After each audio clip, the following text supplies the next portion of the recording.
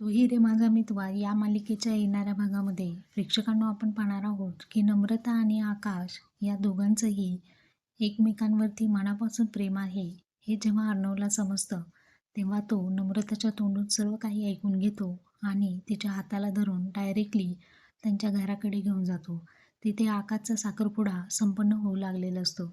इतक्यात आपण पाहतो की आकाशला रिंग सेरेमनीचा इव्हेंट सुरू असतो. म्हणजे आकाशला ती मुलगी आता रिंग घालणार. इतक्यात अर्णव तिथे येतो आणि अर्णव म्हणतो, आकाश 1 मिनिट थांब.